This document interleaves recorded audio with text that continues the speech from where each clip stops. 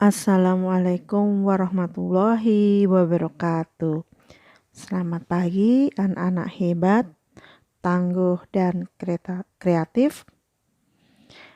Jumpa lagi dengan Bu Farida.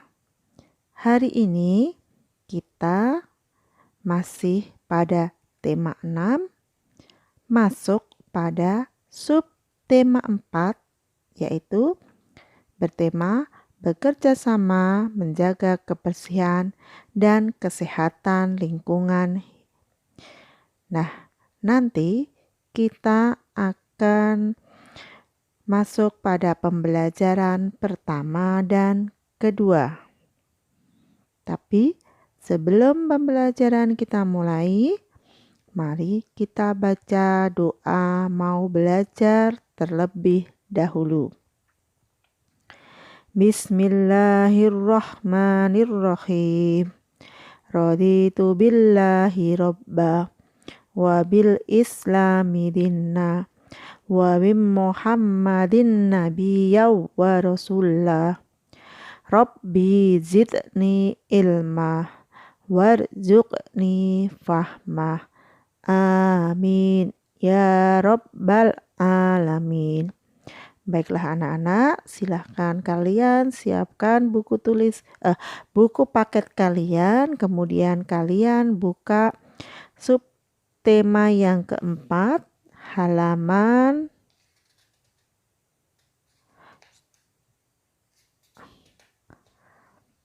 117.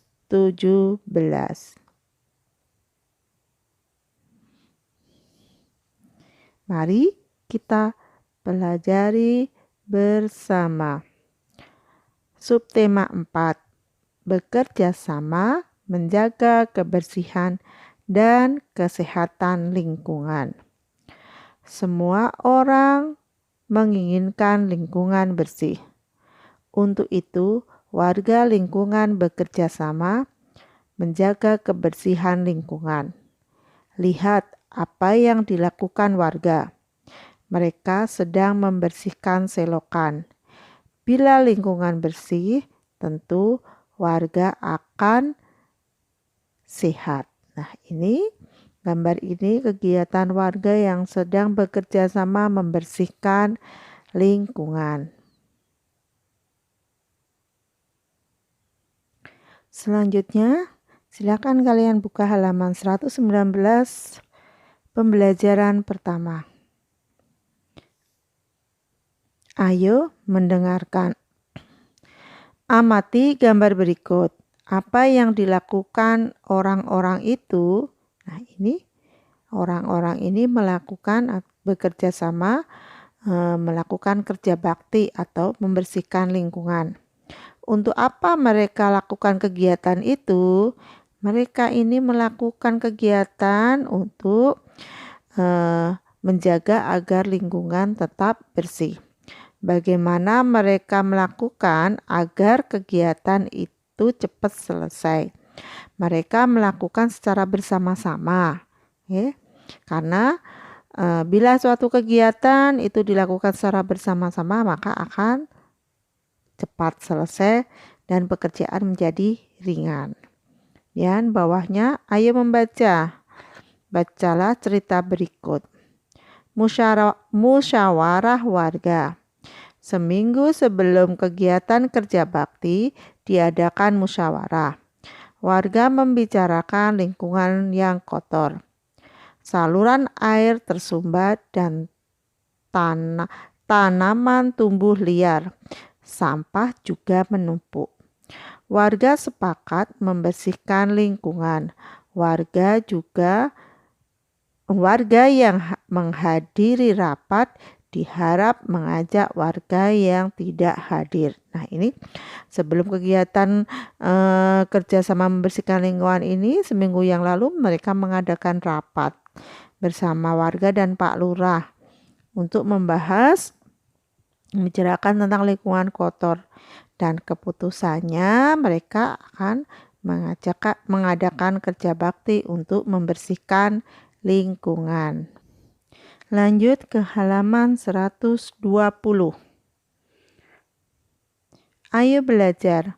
Perhatikan kalimat yang diucapkan Pak Lurah. Minggu depan akan diadakan kerja bakti di lingkungan. Kalimat yang diucapkan Pak Lurah adalah kalimat pemberitahuan.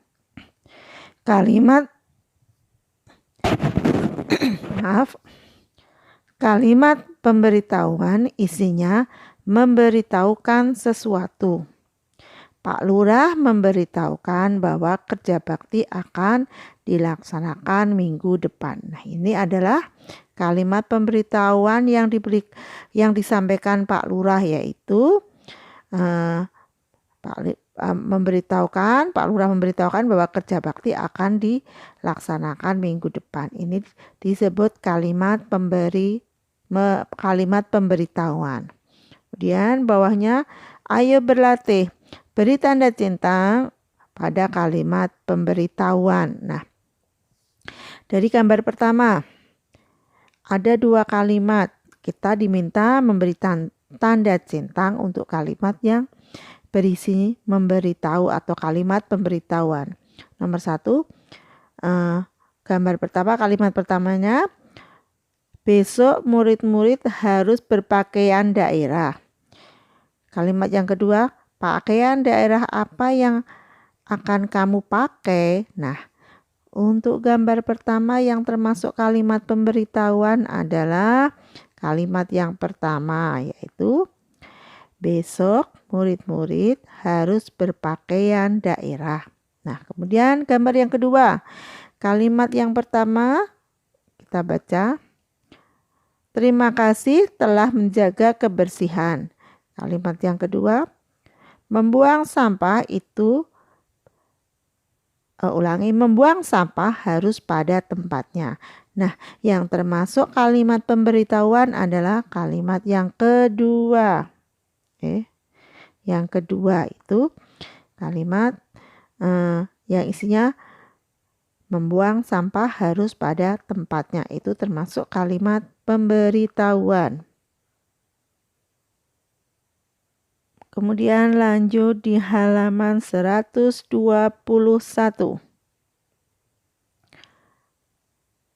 Ayo bercerita.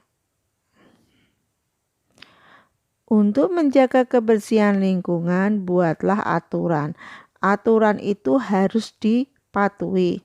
Ceritakan kedua gambar berikut. Gambar yang manakah yang mematuhi aturan menjaga kebersihan? Ini gambar pertama, ada seorang bapak-bapak yang berusaha mengambil sampah yang ada di sungai. Gambar kedua adalah pengendara mobil yang membuang sampah sembarangan. Nah, gambar yang memenuhi aturan menjaga kebersihan adalah gambar yang pertama, yaitu gambar bapak-bapak membersihkan sampah yang ada di sungai. Ya, bawahnya, bagaimana sikapmu? Kamu melihat teman membuang sampah sembarangan, apa yang harus kamu lakukan? Nah, ini jika kamu melihat teman membuang sampah sembarangan, apa yang kamu lakukan? Kamu bisa memberitahukan pada teman bahwa kita dilarang membuang sampah sembarangan. Kita harus membuang sampah pada tempatnya.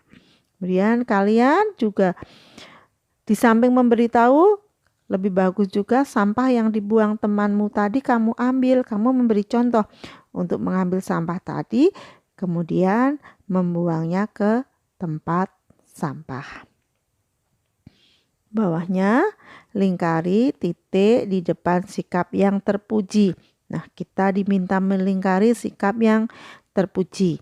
Mari kita kerjakan bersama. Kalimat yang pertama, membiarkan teman membuang sampah sembarangan. Ini bukan sikap yang terpuji. Yang kedua, mengajak teman membuang sampah pada tempatnya. Nah, ini termasuk sikap terpuji. Kita lingkari. Kalimat ketiga, memungut sampah yang dibuang teman. Nah, ini juga kalimat terpuji, maka kita lingkari yang nomor kalimat ketiga. Kalimat keempat, ikut membuang sampah sembarangan, bukan sikap terpuji. Oke. Nomor 4, memberitahu teman bahwa membuang sampah sembarangan melanggar aturan. Nah, ini sikap terpuji, kita lingkari. Jadi yang termasuk sikap terpuji pada halaman 121 adalah mengajak teman membuang sampah pada tempatnya, memungut sampah yang dibuang teman, memberitahu teman bahwa membuang sampah sembarangan melanggar aturan. Nah, itu jawaban jawaban dari soal yang ada di halaman 121. Lanjut ke halaman 122. Ayo berlatih. Perintahnya tebalkan kata yang tepat. Nah, jadi nanti setiap nomor ada kalimat, ada yang kata yang harus salah satu kata yang sesuai dengan kalimat kamu tebalkan. Mari kita kerjakan bersama. Nomor 1. Di balai desa warga bermusyawarah atau berlomba. Yang ditebalkan adalah bermusyawarah. Nah, ini silahkan nanti kalian tebalkan. Bu Farida cuma memberi tanda yang isinya. Jadi nomor 1 yang kalimatnya menjadi di balai desa warga bermusyawarah. Ya, nomor 2, lingkungan tempat sampah atau tinggal warga tampak kotor. Yang ditebalkan adalah tinggal. Jadi kalimatnya menjadi nomor 2, lingkungan tempat tinggal warga tampak kotor.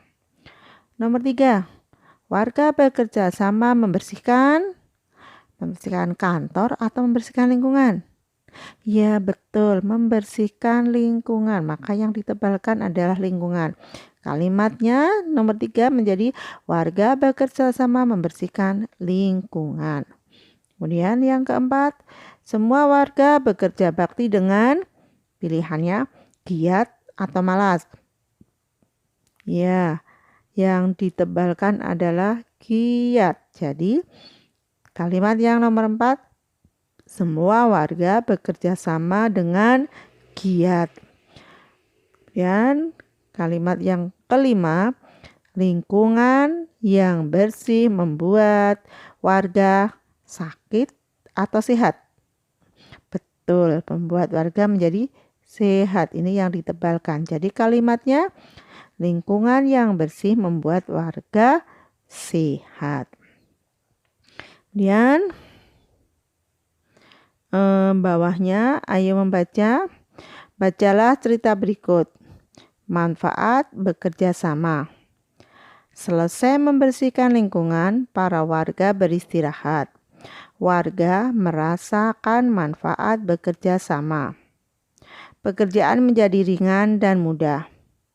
Selain bekerja bakti, warga juga berdiskusi mengenai sampah yang semakin banyak. Seorang warga memberitahu bahwa barang bekas dapat diolah menjadi barang baru. Dengan demikian sampah akan berkurang. Nah, ini percakapan warga saat atau pada saat beristirahat, warga ada yang bercakap-cakap atau berdiskusi. Kemudian bawahnya ayo menulis. Temukan kalimat pemberitahuan pada cerita di atas. Tulis pada kotak di bawah ini. Nah, dari bacaan ini di atas ini ada kalimat pemberitahuan. Kita diminta mencari dan menulisnya. Nah, ini Bu Farida sudah ketemu. Nah, kalimatnya adalah seorang warga memberitahu bahwa barang bekas dapat diolah menjadi barang baru. Nah, ini kalimat pemberitahuan yang diberitahukan seorang warga kepada bapak-bapak yang lain kalau barang bekas dapat diolah menjadi barang baru. Ini isi untuk halaman 122. Kita berlanjut ke halaman 123. Ayo berkreasi. Bila ingin ikut menjaga kebersihan lingkungan. Bila berniat mengolah kembali barang bekas. Kebetulan sekali ada kemoceng bulu ayam bekas. Alangkah bagusnya bila bulu ayam dibuat hiasan pensil. Nah, ini bila ingin memanfaatkan barang bekas, ada kemoceng bulu yang sudah tidak dipakai. Nah, ini bila ingin membuat hiasan pensil. Alat dan bahannya bulu ayam. Bulu ayam itu dapat dibeli toko atau kalau kalian punya kemoceng yang bekas kemoceng juga bisa, ya.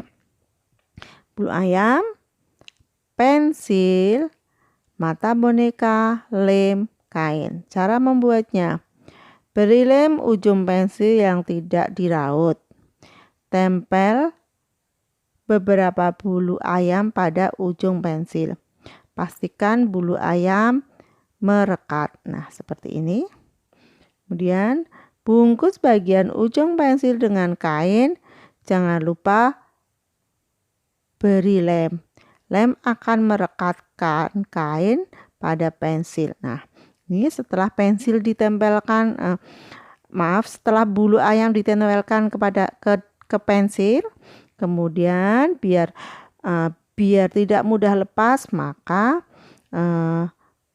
bagian pensil yang didekati bulu ayam tadi ditutup dengan kain, ya, dengan kain kecil atau sebetulnya bisa juga dengan pita, ya. Kemudian beri mata boneka. Lem bagian belakang mata boneka tempel pada kain. Nah, setelah ditempel kain, biar bulu ayam tadi merekat dengan kuat di pensil, bagian yang ada kainnya diberi mata boneka. Hiasan pensil pun sudah jadi. Nah, seperti ini. Akhirnya pensilnya akan jadi lebih cantik lagi, lebih indah setelah diberi hiasan dari bulu ayam. Nah, nanti kalau kalian punya bulu ayam atau kalian punya kemoceng yang sudah tidak dipakai, atau bisa juga kalian beli bulu ayam di toko kerajinan, kalian bisa membuat hiasan pensil dengan bulu ayam. Selanjutnya kita beralih ke pembelajaran kedua. Pembelajaran kedua pada halaman 124 dan 125 itu adalah pembelajaran olahraga, biar nanti Bu Salma yang akan membahasnya. Jadi kita langsung ke halaman 126. Ayo mendengarkan. Dengarkan guru membaca bacaan berikut. Setelah berolahraga, murid-murid kembali ke kelas. Murid-murid menceritakan pengalaman menjaga kebersihan. Bella mendapat giliran pertama bercerita. Bella bercerita pengalaman membantu ibu. Cerita Bella. Ibu dan Bella sedang membersihkan rumah. Ibu meminta Bella membersihkan barang-barang yang berdebu. Bella bertanya cara membersihkan barang yang berdebu. Ibu memberitahu Bella untuk menggunakan kemoceng. Kemoceng dikibaskan pada benda berdebu. Setelah selesai, kemoceng diletakkan setelah selesai kemoceng dientakkan agar debu-debunya rontok. Nah, kemudian ayo jawab. Nanti sebelum menjawab kalian bisa mengulang bacaannya dulu. Jawab pertanyaan berikut dengan lisan. Siapa yang membersihkan rumah? Siapa tadi? Ibu dan Bella. Nomor 2, apa yang ibu minta lakukan kepada Bella? Ibu meminta Bella membersihkan barang-barang yang berdebu. Nomor 3, apa yang Bella gunakan untuk membersihkan debu? Bella menggunakan apa? Ia menggunakan kemoceng. Bagaimana cara menggunakan kemoceng? Nah, ini cara menggunakan kemoceng. Kemoceng dikibaskan pada benda berdebu. Setelah selesai, kemudian kemoceng dientakkan agar debu-debunya rontok. Ini cara menggunakan kemoceng. Kita berlanjut ke halaman 127. Temukan kalimat pemberitahuan pada cerita di atas tadi.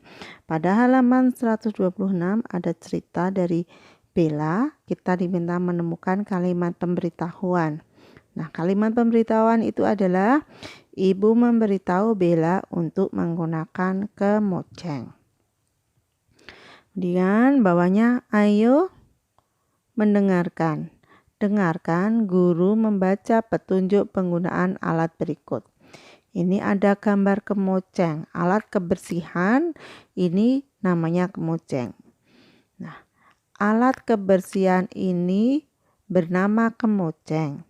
Cara menggunakan kemoceng sebagai berikut. 1. Usapkan kemoceng pada benda yang dibersihkan. 2. Usapkan berulang-ulang sampai benda tersebut bersih.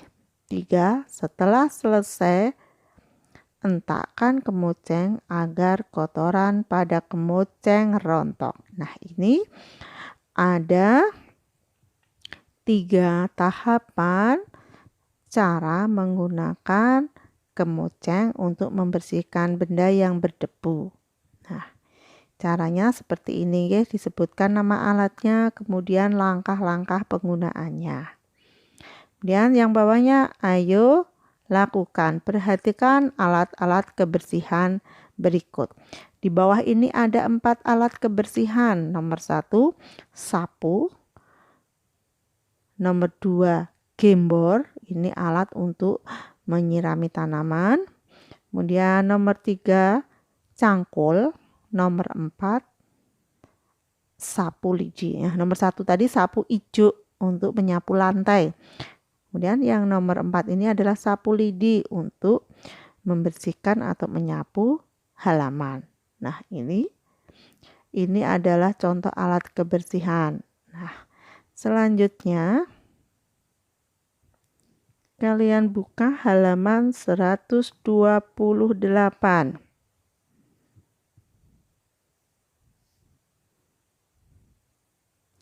Pilih salah satu alat kebersihan di atas. Tulis petunjuk penggunaan alat tersebut. Nah, di sini kalian diperintahkan untuk memilih salah satu alat di atas, yaitu alat yang ada di halaman 127 tadi. Tadi kan ada 4 alat.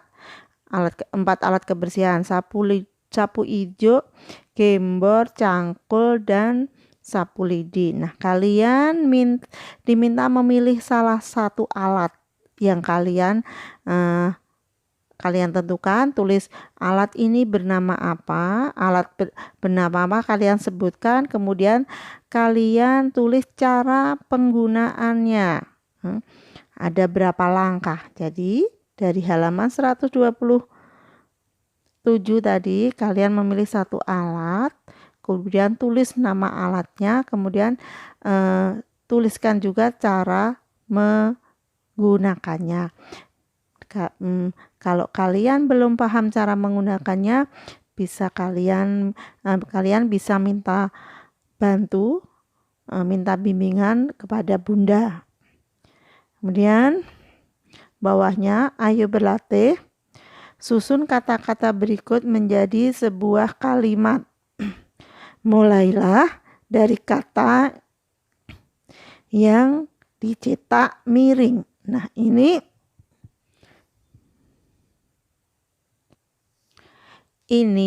ada 4 kalimat yang susunannya belum betul. Nah, kalian diminta setiap nomor ini kalian betulkan susunannya mulai dari yang dicetak miring. Jadi kata yang pertama yang dicetak miring, kemudian kalimat kalian susun menjadi kalimat yang benar dan tulis di sini. Seperti itu sampai nomor 5. Nah, tugas kalian yaitu untuk halaman 128 ini adalah bagian atas dan ini bagian bawah ini kalian kerjakan. Nanti hasil kerjaan kalian foto dan kalian kirim ke Google Classroom. Jadi ingat, yang harus kalian kirim hasil pekerjaan untuk hari ini adalah hasil pekerjaan yang ada di halaman 128.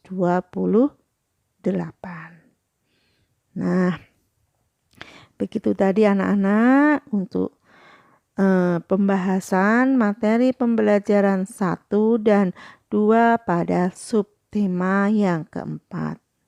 Juga tugas yang harus kalian kirim ke Google Classroom. Nah, anak-anakku, demikian tadi materi yang bisa Bu Farida sampaikan. Banyak kurangnya Bu Farida mohon maaf. Mari pembelajaran pada hari ini kita cukupkan sekian. Kita akhiri dengan bacaan Alhamdulillahirabbil alamin. Selamat belajar, tetap semangat. Akhirul kalam. Assalamualaikum warahmatullahi wabarakatuh.